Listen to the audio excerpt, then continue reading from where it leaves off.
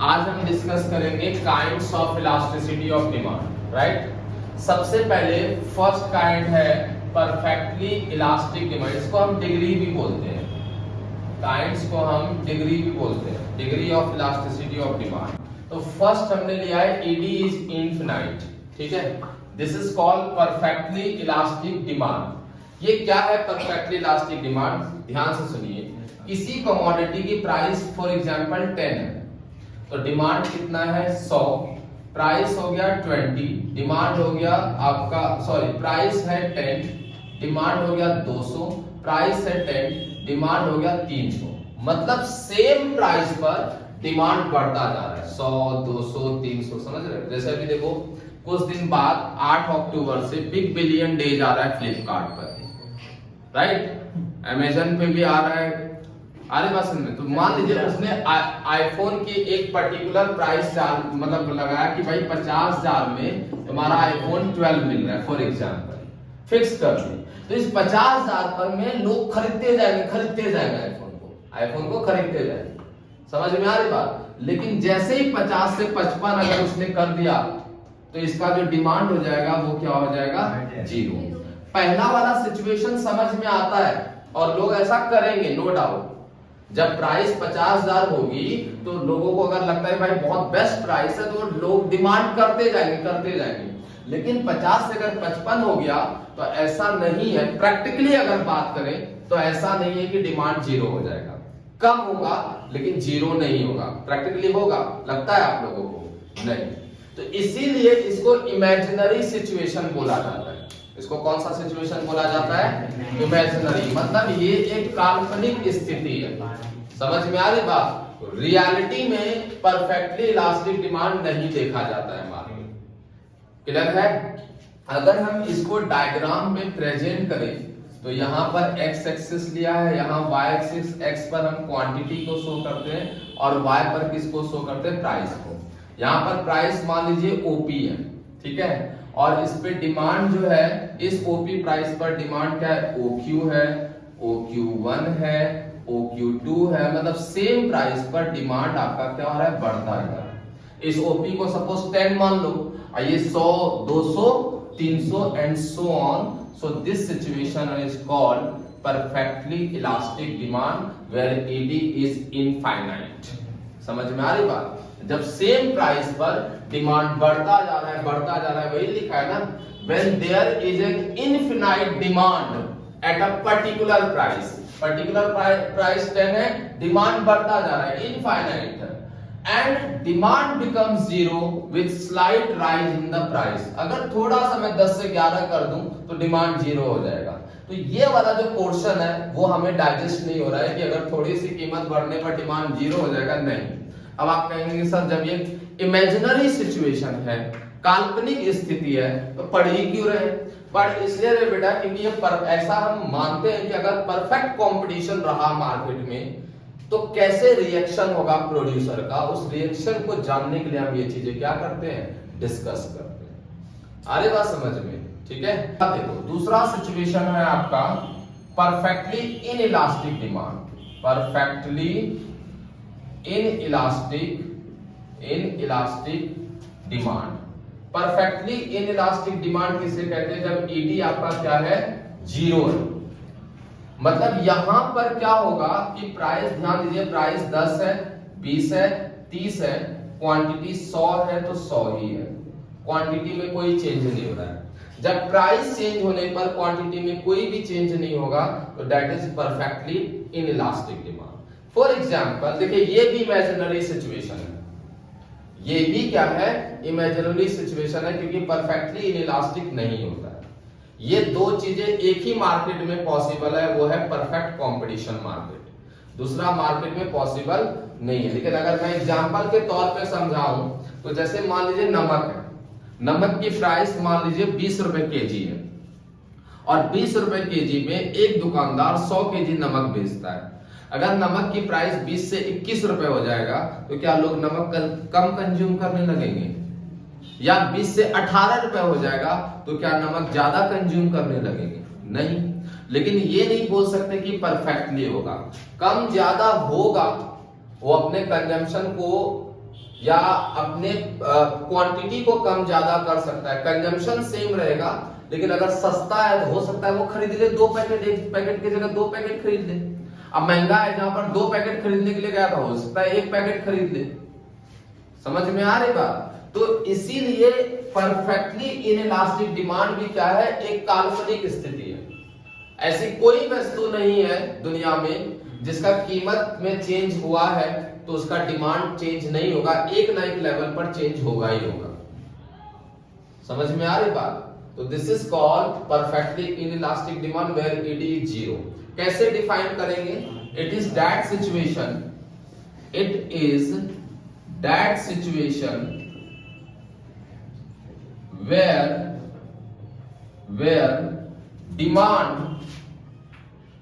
demand of a commodity where there is no change in demand of a commodity due to change in price के change होने पर demand में change नहीं होगा, ऐसे situation को परफेक्टली क्या कहते हैं, इनइलास्टिक डिमांड कहते हैं। आप देख रहे हैं ना, प्राइस चेंज हो रहा है, डिमांड चेंज हो रहा है नहीं। अगर आप इसको डायग्राम पे प्रेजेंट करें तो देखिए, ये आपका एक्स एक्सिस है और एक आपका वाई एक्सिस है। यहां पर मैंने प्राइस ले लिया 10, यहां ले लिया 20, यहां ले लिया 30, ठीक है, और डिमांड है 100। 10 पे भी 100 है, ठीक है, 20 पर भी 100 है और 30 पर भी क्या है, 100 है। तो इसे कहते हैं ईडी इज इक्वल्स टू 0, क्योंकि डिमांड वही का वही है, डिमांड में कोई भी चेंज नहीं हो रहा है। अरे बात समझ में? अब एक शॉर्टकट तरीका समझा रहा हूं इस काइंड्स ऑफ इलास्टिसिटी के डेफिनेशन को याद करने का। अब ध्यान से समझना, मैंने आपको ईडी का फॉर्मूला बताया था परसेंटेज मेथड से, percentage change in demand upon percentage change in price, ये फॉर्मूला बताया था। एक बात बताइए, यहां डिमांड है, चेंज इन डिमांड है 10% और चेंज इन प्राइस है 5%, कितना वैल्यू आएगा, 2। तो ईडी का वैल्यू क्या है, ED is more then 1, okay. दूसरा लेते हैं, मान लीजिए परसेंटेज चेंज इन डिमांड है 5% और परसेंटेज चेंज इन प्राइस है 10%। अब ईडी का वैल्यू क्या आ रहा है, 0.5, तो ईडी क्या होगा, इज लेस देन 1। क्लियर है?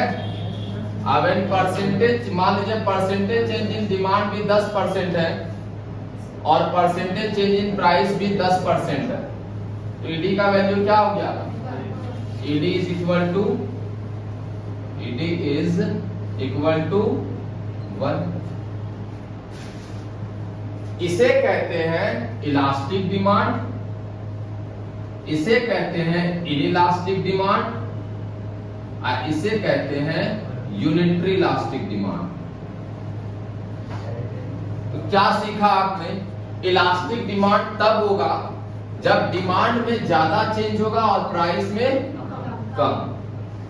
इनइलास्टिक डिमांड तब होगा जब डिमांड में कम चेंज होगा और प्राइस में ज्यादा।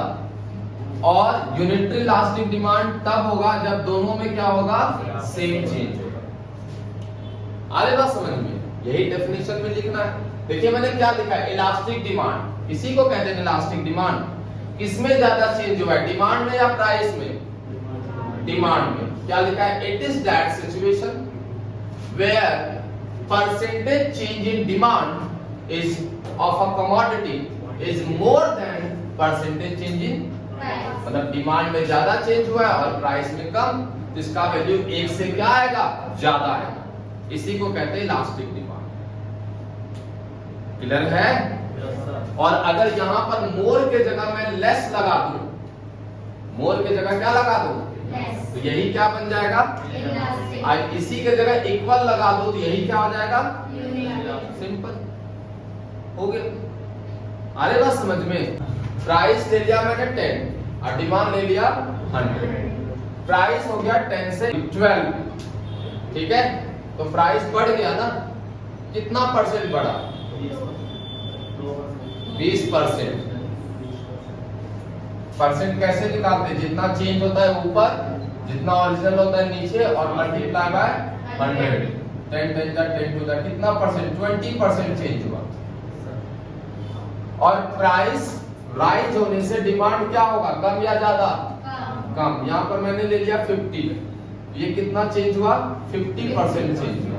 इसमें ज्यादा चेंज हुआ क्वांटिटी में, इसीलिए इसको क्या कहेंगे, क्योंकि डेफिनेशन में यही लिखा है मैंने कि डिमांड में ज्यादा चेंज हुआ। देखिए सपोज प्राइस है ओपी और डिमांड है ओक्यू।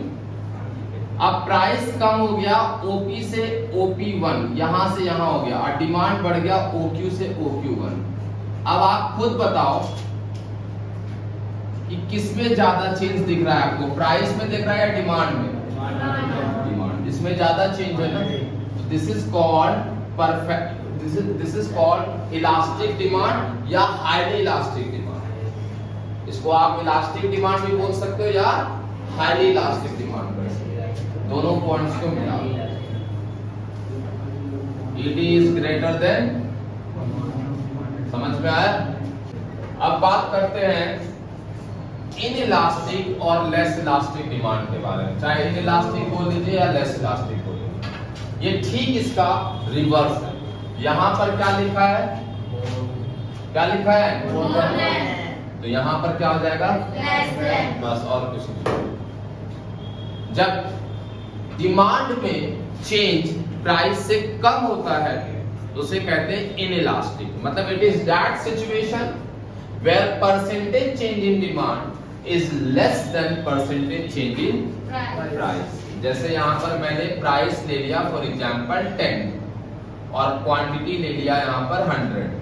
प्राइस मैं ले रहा हूँ यहाँ पर हो गया 10 से 4, ठीक है, तो 6 कम हुआ, मतलब 6 कितना परसेंट हो गया, 60%। प्राइस कम होने से डिमांड राइज होगा ना, तो ये 100 से हो गया 140। डिमांड तो बढ़ा लेकिन कितना, 40%। इसमें चेंज हुआ 60%, इसमें चेंज हुआ 40%, मतलब क्वांटिटी में कम चेंज हो रहा है। इसीलिए मैंने बोला it refers to that situation where percentage change in demand is less than percentage change in price. अगर इसे डायग्राम पे शो करेंगे आप, तो यहां ध्यान दीजिए सर, ये आपका क्वांटिटी है और ये प्राइस है। यहां पर प्राइस लिया मैंने ओपी, ठीक है, प्राइस लिया ओपी, और डिमांड है यहां पर क्या, ओक्यू फॉर एग्जांपल, ठीक है। अब प्राइस कम हो गया, ओपी से OP1 हो गया, ठीक, कम हो गया प्राइस, डिमांड बढ़ा लेकिन डिमांड सिर्फ इतना बढ़ा OQ से। अब आप ही बताओ किसमें ज्यादा चेंज लग रहा है, ये प्राइस का चेंज है, डिमांड किसमें दिख रहा है ज्यादा, प्राइस। डिमांड कम चेंज हुआ है, अकॉर्डिंग टू डेफिनेशन ये क्या है, लेस इलास्टिक। दोनों पॉइंट को मिला दीजिए और ED is less then 1, clear है। तो जो लेस इलास्टिक डिमांड कर्व होगा ना, वो क्या होगा, स्टीपर होगा, और जो मोर इलास्टिक डिमांड कर्व होगा वो होगा फ्लैटर, ठीक है।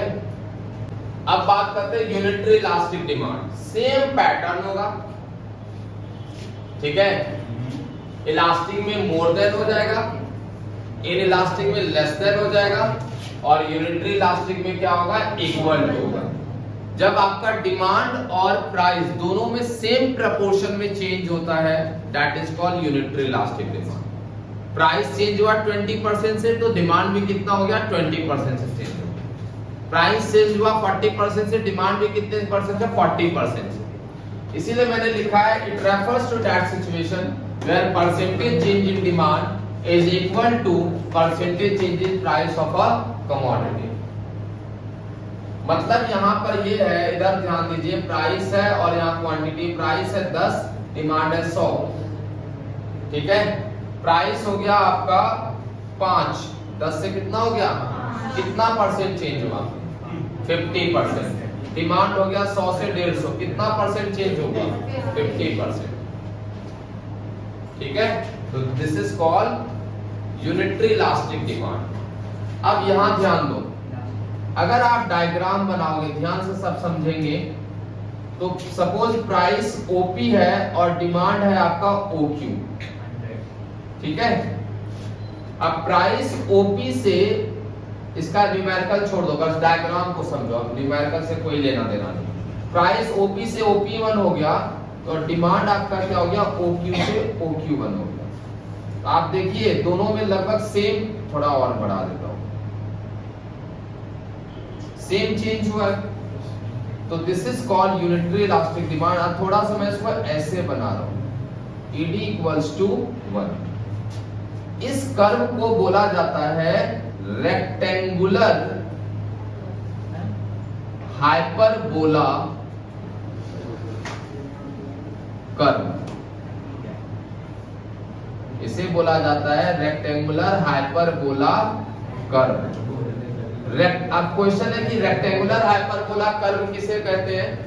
रेक्टेंगुलर हाइपरबोला कर्व उसे बोला जाता है जिसके अंदर जितने भी रेक्टेंगल्स बनेंगे ना, सबके एरिया सेम होंगे। चाहे आप इसका एरिया निकालो या इसका एरिया निकालो या इसका एरिया निकालो, सारे क्या है, सेम है। Area of rectangle L into b होता है ना, लेंथ इंटू ब्रेथ, यही होता है ना, सबका क्या होगा, सेम होगा। That is why it is called rectangular hyperbola curve. तो अगर पेपर में आता है कि what do you mean by rectangular hyperbola curve with reference to elasticity of demand, so it is a situation of unitary elastic demand, right? It is that situation where percentage change in demand is equal to percentage change in price. समझ आ रहा है। तो जब demand आपका ED equals to 1 होता है, उसी को हम क्या कहते हैं, रेक्टेंगुलर हाइपरबोला कर्व। क्लियर है। बस इतना ही है kinds of elasticity of demand. 5 situation, ED is infinite, ED is 0, ED is more then 1, ED is less then 1 and ED is equal.